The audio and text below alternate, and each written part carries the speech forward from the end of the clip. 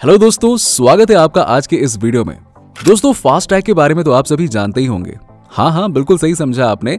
Road tax जमा करने का ये नया तरीका है। इसे हम एक डिजिटल तरीका भी कह सकते हैं, जिससे टोल टैक्स भरने का प्रोसेस जल्दी हो जाता है। पर क्या आपको पता है कि इससे सरकार की कमाई कितनी होती है? अगर नहीं तो आंकड़े सुनकर यकीन मानिए चौंक जाएंगे आप। तो अपनी गाड़ी की सीट बेल्ट बांध लीजिए और चलिए एक ऐसे इंफॉर्मेटिव सफर की तरफ जहां सरकार की कमाई और आपके रोजाना के खर्चे में गिने जाने वाले टोल टैक्स की सरकार के पास हुई कुल जमा पूंजी जानकर आपके होश उड़ जाएंगे। चलिए दोस्तों, बिना किसी देरी के शुरू करते हैं वीडियो और जानते हैं फास्ट टैग और टोल से सरकार की कमाई कितनी होती है। लेकिन अगर अभी तक आपने हमारे चैनल को सब्सक्राइब नहीं किया है तो हमारे चैनल अर्थ इनसाइड टीवी हिंदी को सब्सक्राइब जरूर कर लीजिएगा। दोस्तों, भारत की सड़कों पर टोल टैक्स का कलेक्शन करने के लिए अब फास्ट टैग का ही इस्तेमाल किया जाता है ताकि फास्ट कलेक्शन हो जाए। जी हाँ, हर दिन लाखों गाड़ियों पर लगे फास्ट टैग कोड से सरकार की करोड़ों की कमाई भी होती है। भारत में सड़कों पर गाड़ियां चलाने के लिए जनता को टैक्स देना पड़ता है। ये टैक्स सालाना रोड टैक्स के अलावा टोल प्लाजा पर फास्ट टैग के जरिए भी वसूला जाता है। और जैसा कि आप जानते हैं कि देश के सड़क परिवहन और राजमार्ग मंत्री नितिन गडकरी की अगुवाई में अब फास्ट टैग का इस्तेमाल अनिवार्य कर दिया गया। फास्ट टैग की वजह से टोल वसूलने में तो आसानी होती ही है, साथ ही इससे किसी भी तरह की धांधली को भी रोका जा सकता है। अब देश के लगभग सभी स्टेट हाईवे, नेशनल हाईवे और एक्सप्रेस पर टोल जमा करने के लिए अब सिर्फ फास्ट टैग का ही इस्तेमाल किया जाता है। इसका इस्तेमाल ना करने पर जुर्माना भी देना पड़ता है। जी हाँ, भारत के सड़क परिवहन और राजमार्ग मंत्रालय के 2019 के डेटा के मुताबिक देश में कुल नेशनल हाईवे की संख्या है 599। इसके अलावा राज्य में स्टेट हाईवे की कुल संख्या 200 से ज्यादा है। सभी स्टेट और नेशनल हाईवे पर टोल टैक्स तो चुकाना ही पड़ता है। इसके लिए टोल बूथ बने होते हैं। इन टोल बूथ पर पैसे चुकाने के बाद ही आप टोल प्लाजा को पार कर सकते हैं। फास्ट टैग से ही कटता है टोल टैक्स। केंद्र सरकार ने 15 फरवरी 2021 से फास्ट टैग अनिवार्य कर दिया है। इसका मतलब ये है कि आपकी गाड़ी पर फास्ट टैग का स्टिकर लगाना जरूरी है।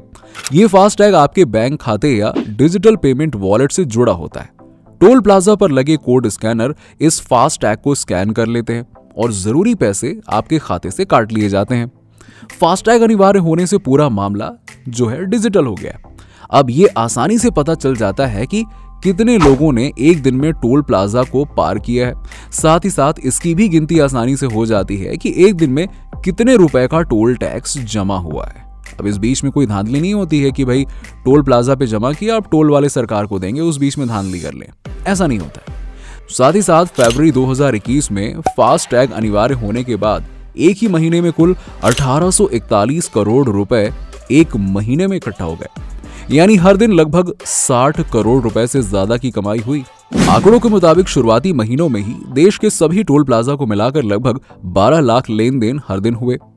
हर दिन 100 करोड़ रुपए से ज्यादा की कमाई। फरवरी 2021 की बात करें तो हर दिन होने वाले ट्रांजैक्शन की संख्या 64 लाख के ऊपर पहुंच गई।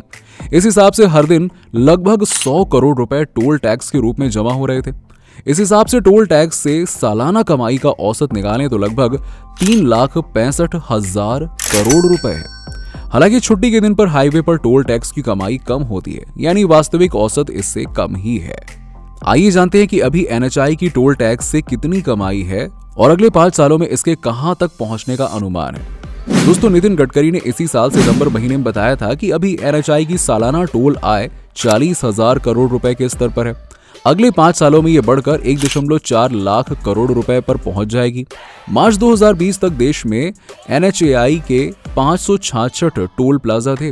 वित्त वर्ष 2019-20 और 2020-21 में NHAI का टोल कलेक्शन क्रमशः 27,682.89 करोड़ रुपए और 28,548.05 करोड़ रुपए रहा। अब गडकरी का कहना है कि दिल्ली मुंबई एक्सप्रेस परिचालन में आने और जनता के लिए खोले जाने के बाद केंद्र को हर महीने 1,000 से 1,500 रुपए का टोल राजस्व देगा। और दिल्ली मुंबई एक्सप्रेस का निर्माण भारतमाला परियोजना के पहले चरण के तहत किया जा रहा है। 8 लेन का ये एक्सप्रेस दिल्ली, हरियाणा, राजस्थान, मध्य प्रदेश और गुजरात से होकर जाएगा।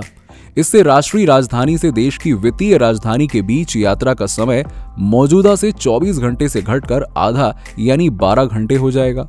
फास्टैग के जरिए टोल कलेक्शन अक्टूबर में 21.42 करोड़ लेन देन के रिकॉर्ड 3,356 करोड़ रुपए पर पहुंच गया। सरकारी आंकड़ों के मुताबिक सितंबर में फास्टैग से टोल कलेक्शन 19.36 करोड़ रुपए लेन देन से 3,000 करोड़ रुपए पर था। वहीं अगस्त में ये 20.12 करोड़ रुपए के लेन देन से 3,076.56 करोड़ रुपए पर रहा था। सरकार ने 15 फरवरी की मध्य रात्रि से फास्टैग को अनिवार्य कर दिया था। अब दोस्तों, अगर आपको हमारे द्वारा दी गई जानकारी पसंद आई हो तो आप हमें नीचे कमेंट सेक्शन में कमेंट करके बताइए और इस वीडियो को ज्यादा से ज्यादा लोगों में शेयर करें। और ऐसे ही और भी इंफॉर्मेटिव और नॉलेज से भरे टॉपिक के लिए हमारे चैनल अर्थ इनसाइट टीवी हिंदी को सब्सक्राइब जरूर कर लीजिएगा। मिलते हैं आपसे अगले वीडियो में। Thanks for watching.